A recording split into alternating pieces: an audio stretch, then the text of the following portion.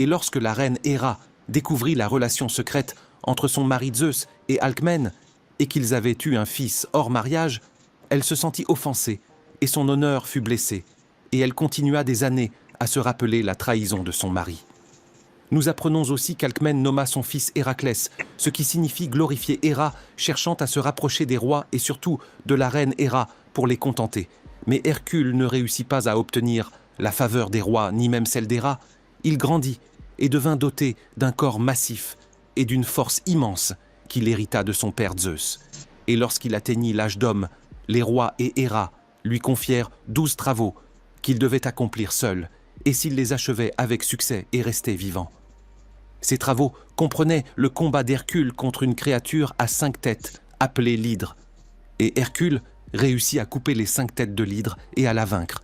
Et sa deuxième mission fut de vaincre un énorme sanglier qui vivait sur le mont Érymanthe, où il attira la bête et la prit au piège entre les arbres, puis la tua avec sa massue.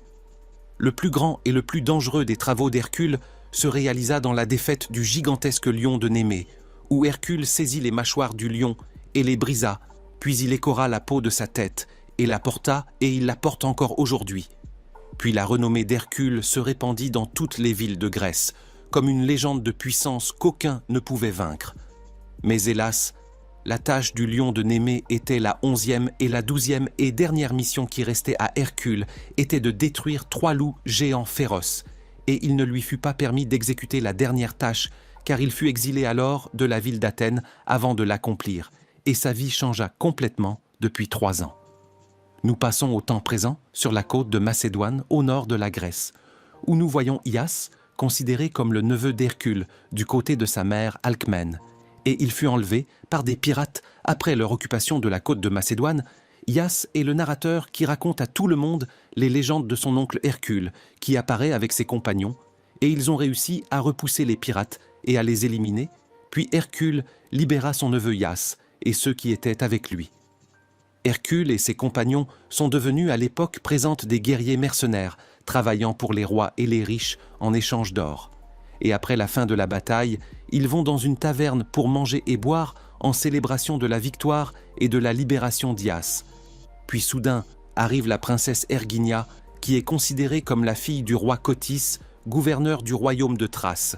Et elle venait rencontrer Hercule parce que son père l'avait envoyé pour s'entendre avec lui, afin de les débarrasser d'ennemis et de malfaiteurs qui attaquaient leur royaume. Erginia informe Hercule que le roi Cotys est très riche et leur paiera autant d'or qu'ils voudront. Et Hercule accepte et emmène ses compagnons avec leurs chars de guerre équipés et leurs armes de fabrication précises. Et ils voyagent avec Erginia vers son royaume. Et après leur arrivée en Thrace, le général Cyclès, qui est considéré comme le commandant de l'armée, les accueille et leur demande d'attendre pendant qu'ils sollicitent du roi l'autorisation de leur entrée. Puis Cyclès revient peu après et leur informe que le roi les attend au palais. Avant leur entrée, Hercule nous ramène par un flashback à 3 ans plus tôt, dans la ville d'Athènes, où il vivait avec sa femme et ses 3 enfants, qu'il aimait d'un amour inestimable, et sa vie était heureuse, car il ne travaillait pas comme mercenaire à cette époque, mais il cherchait à gagner la faveur des rois, lorsqu'ils lui confièrent les 12 travaux pour qu'il vive en paix avec sa famille. S'il achevait les missions, et nous le voyons 3 ans plus tôt, lorsqu'il tua la créature Hydre et coupa ses 5 têtes. Puis il revint auprès du roi Eurysthée, souverain d'Athènes, en portant les têtes comme présent, et le roi comptait alors sur Hercule et ses compagnons. Nous revenons au présent, où Hercule et ses compagnons se présentent au roi Cotys, et il lui présente ses amis, parmi lesquels Autolycos, qui est l'ami d'Hercule depuis l'enfance, et ils ont grandi ensemble en Asie, et Tydeus le sauvage qu'ils trouvèrent enfant sur un champ de bataille qu'ils élevèrent jusqu'à l'âge adulte, et c'est un homme féroce et fou, parce qu'il mangeait autrefois des humains. Puis Hercule leur présente la belle guerrière Atalante le devin Amphiaraos et son neveu Ias. Le roi les invite à dîner et le général Cyclès commence à parler de la guerre contre Rhésus, qui a occupé de nombreuses villes, du royaume détruit les maisons des innocents et les a tués. Il ne reste plus aucune armée pour le combattre car il a anéanti la plupart des soldats du roi Cotys et il ne reste que des paysans et des ouvriers.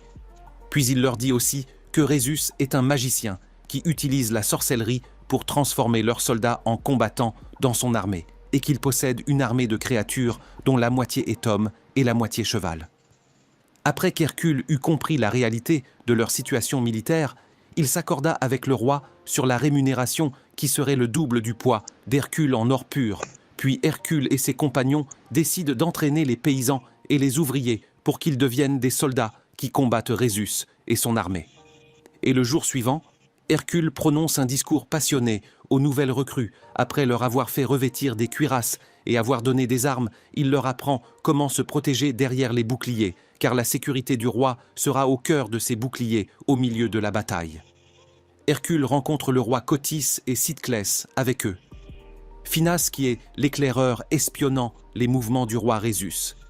Et Phinas les informe que Rhésus se dirige vers la ville de Bécie avec une armée composée de 40 000 combattants et qu'il y arrivera dans seulement 6 jours. Puis le roi dit que s'ils occupent Bécie, ce sera autour de son royaume de Thrace, car il est très proche d'eux.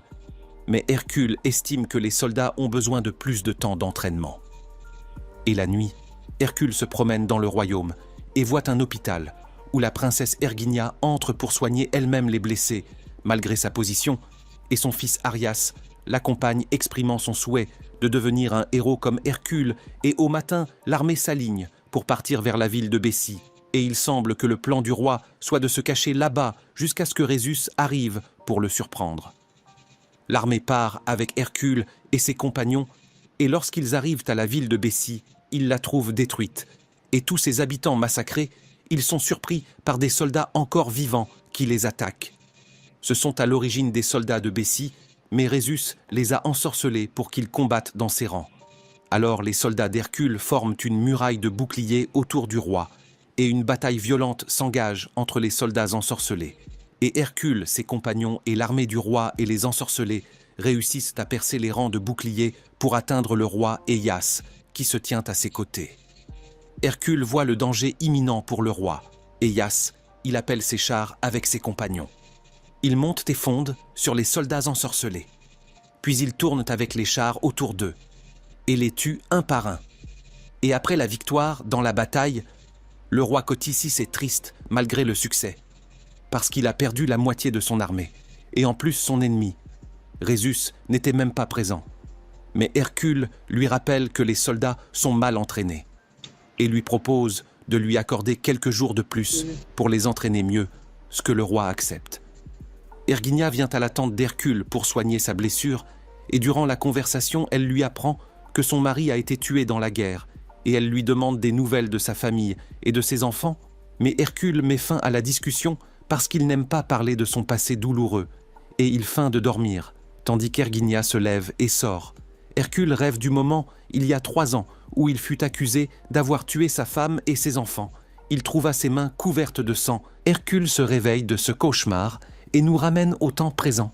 Et le lendemain, Arginia s'assoit avec les amis d'Hercule et leur demande la vérité sur le meurtre de sa famille, car tout le monde parle de cette affaire. Et Autolycos lui répond en disant qu'Hercule est celui qui a tué sa famille, parce que toutes les preuves le montrent, mais personne ne connaît la vérité complète, et Hercule ne l'a pas avouée. Atalanta complète la réponse d'Autolycos et dit à Arginia que les guerriers puissants comme Hercule sont parfois frappés d'une malédiction qui, au moment de colère, les fait perdre le contrôle d'eux-mêmes et de leur force, si bien qu'ils perdent conscience et peuvent de commettre des actes fautifs sans s'en rendre compte. Et depuis cet incident, Hercule a confié à Atalanta la mission d'être sa garde du corps, non pas pour le défendre, mais pour rester près de lui en permanence, surtout pendant les accès de colère, afin de le protéger de lui-même, et pour qu'il ne commette pas un autre crime comme celui dont il a été accusé en tuant sa famille. Hercule et ses amis commencent à entraîner l'armée de manière intensive, et leur apprennent comment utiliser leurs compétences individuelles et collectives dans les batailles, puis nous passons à la tente d'opération du camp, où le roi se réunit avec Hercule et le commandant de son armée. Alors Phinas arrive et leur dit que le camp de Rhésus est proche d'eux, et qu'il ira l'observer de loin. Le roi accepte et Phinas part pour la mission. Hercule présente un plan au roi, qui accepte et l'armée se prépare à se déplacer. Et après leur arrivée sur le lieu de la bataille, ils trouvent la mer derrière eux et les montagnes devant eux. Et ils sont surpris par 3 cavaliers de l'armée de Rhésus qui s'approchent. L'un d'eux est Rhésus. Et quand l'autre révèle son visage, il apparaît que c'est Phinas, le traître qui travaille pour Rhésus, et il avait donné au roi un mauvais timing lors de la précédente bataille, ce qui les a fait tomber dans le piège et perdre beaucoup de soldats. Rhésus propose au roi Cotis de se retirer et de se rendre car son armée les dépasse 3 fois, et il possède avec lui une armée de centaures puissants. Mais le roi Cotis et Hercule refusent son offre et lui promettent de le détruire. Lui et son armée, puis Rhésus, ordonnent à son armée d'avancer pour tuer l'armée de Cotis. Et en même temps, Hercule ordonne à ses soldats de former les boucliers autour du roi Cotis pour le protéger, tandis que les cavaliers de Rhésus les attaquent. Mais les compagnons d'Hercule sortent de la forêt avec leurs chars et abattent les cavaliers un par un. Après une grande bataille, l'armée du roi est victorieuse et ils capturent Rhésus et ses commandants et reviennent avec eux au royaume où le peuple reçoit le roi comme un héros de guerre en scandant son nom et les prisonniers sont jetés en prison.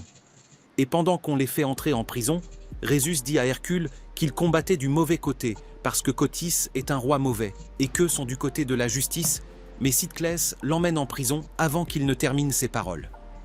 Hercule commence à douter de l'affaire et partage ses soupçons avec ses amis. Et la nuit, le roi Cotis organise une fête en présence des chefs de l'armée d'Hercule et de ses amis. Et Rhésus est attaché au milieu de la fête pour l'humilier, ce qui attendrit Arginia, qui se lève pour lui donner de l'eau. Mais le roi l'en empêche et lui dit qu'il ne mérite même pas une gorgée d'eau, tandis qu'Hercule observe ce qui se passe. Et son ami Autolycos lui dit que leur rôle n'est pas de savoir qui a raison. L'important pour eux est qu'ils ont terminé leur mission et qu'ils recevront l'or promis par le roi. Quand Arginia quitte la fête, Hercule remarque les regards de compassion qu'elle a adressés à Rhésus.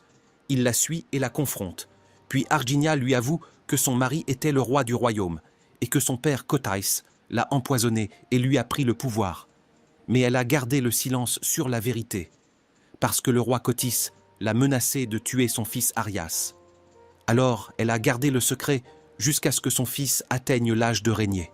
Cotis, qui convoque Hercule et lui avoue toute la vérité et lui ordonne de prendre l'or et de partir, car il n'a plus besoin de ses services. Hercule et ses amis prennent l'or et se préparent à partir, mais Hercule décide de revenir pour sauver Arginia et son fils et corriger son erreur et forcer Cotis à quitter le pouvoir. Autolycos refuse de revenir et choisit l'or. Alors chacun lui donne sa part d'or. Puis Hercule et ses amis s'infiltrent à nouveau dans le palais et tuent les gardes, mais Cyclès les encercle et menace de tuer le neveu d'Hercule s'ils ne déposent pas leurs armes. Ils sont donc contraints de le faire.